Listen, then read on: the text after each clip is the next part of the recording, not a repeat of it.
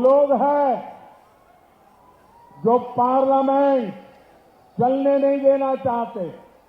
ये वो लोग हैं जो चुनाव में इलेक्शन कमीशन जो परंपरा है नियुक्ति की, अब इलेक्शन कमीशन पे सवाल उठाते हैं। ये लोग ईवीएम पर सवाल उठाते हैं और अब अपनी वोट बैंक के लिए संविधान को बदनाम करने पर निकले हैं। लेकिन कांग्रेस वाले सुन ले, उनके चट्टे बट्टे सुन ले, उनकी पूरी जमात सुन ले, जब तक मोदी जिंदा है,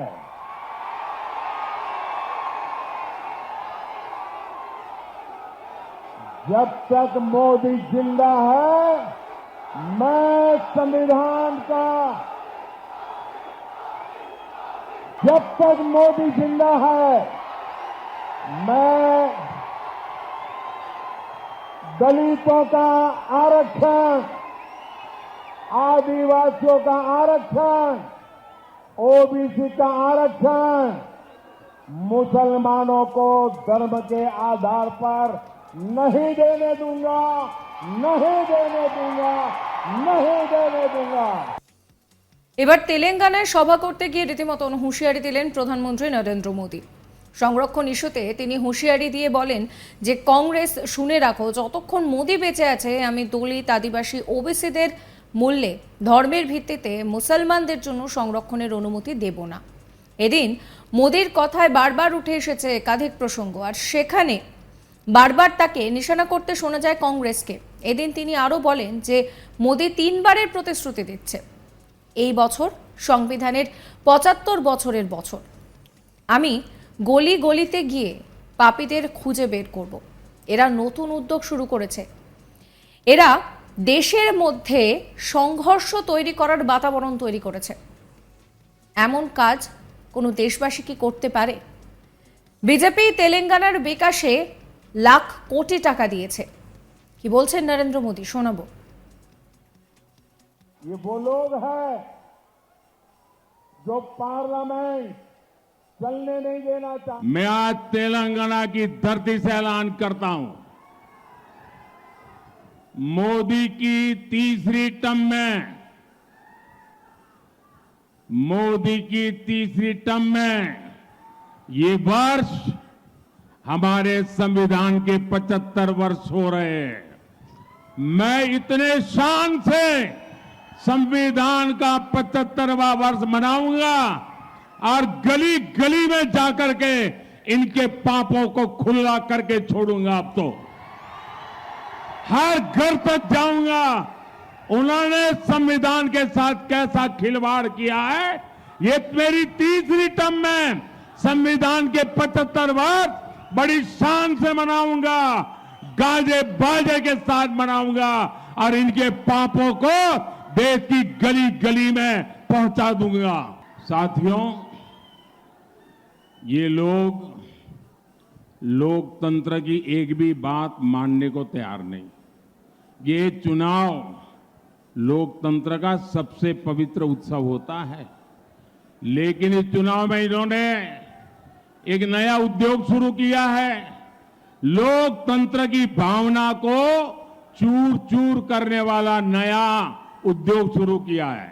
इन लोगों ने फेक वीडियो बनाकर देश में लोगों को गुमराह करने का, समाज में तनाव पैदा करने का, संघर्ष का वातावरण बनाने का खेल शुरू किया है।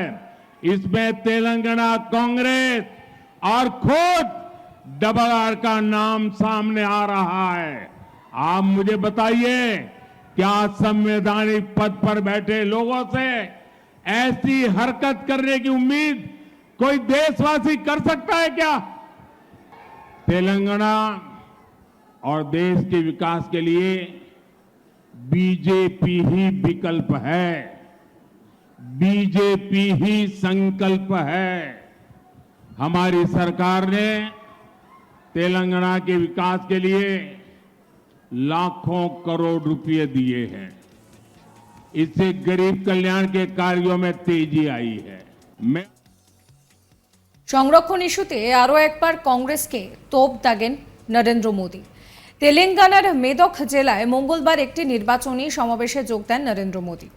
সেখানে সমাবেশে বক্তৃতার সময় তিনি বলেন যে যতদিন তিনি বেঁচে আছেন ততদিন এসসি এসটি ওবিসিদের মূল্যে ধর্মের ভিত্তিতে মুসলমানদের জন্য সংরক্ষণে অনুমতি দেবেন না। তিনি বলেন যদি কংগ্রেস ক্ষমতায় আসে তারা উত্তরাধিকার ট্যাক্স আনবে। কংগ্রেস উত্তরাধিকারের উপরে ট্যাক্স হিসেবে অর্ধ ৫৫% বেশি সংগ্রহ করার পরিকল্পনা করছে, অর্থাৎ বাবা মায়ের কাছ থেকে প্রাপ্ত সম্পত্তি। এদিন কংগ্রেসকে কটাক্ষ করে তিনি বলেন যে যখনই পুরনো দল ক্ষমতায় থাকে তার 5টা রাজনৈতিক প্রতীক থাকে। প্রথমত মিথ্যা প্রতিশ্রুতি, দ্বিতীয়ত ভোট ব্যাংকের রাজনীতি, তৃতীয়ত মাফিয়া ও অপরাধীদের মদতপুষ্ট, চতুর্থ বংশবাদী রাজনীতি এবং পঞ্চম হলো দুর্নীতি। এদিন প্রধানমন্ত্রী নরেন্দ্র মোদী আরও অভিযোগ করেন যে প্রথমে এটি কিন্তু একটা অভ্যেস ছিল, এখন রীতিমতন লুট করে কংগ্রেস।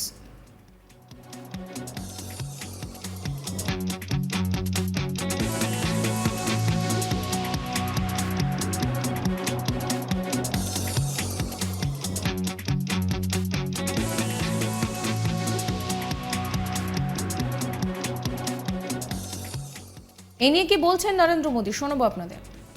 ये वो लोग हैं जो पार्लियामेंट चलने नहीं देना चाहते। ये वो लोग हैं जो चुनाव में इलेक्शन कमीशन जो परंपरा है नियुक्ति की, अब इलेक्शन कमीशन पे सवाल उठाते हैं। ये लोग ईवीएम पर सवाल उठाते हैं और अब अपनी वोट बैंक के लिए संविधान को बदनाम करने पर निकले हैं। लेकिन कांग्रेस वाले सुन ले, उनके चट्टे बट्टे सुन ले, उनकी पूरी जमात सुन ले, जब तक मोदी जिंदा है,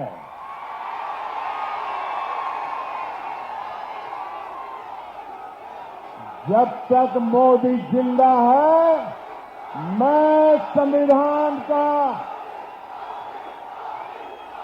जब तक मोदी जिंदा है, मैं दलितों का आरक्षण, आदिवासियों का आरक्षण, ओबीसी का आरक्षण, मुसलमानों को धर्म के आधार पर नहीं देने दूंगा, नहीं देने दूंगा, नहीं देने दूंगा।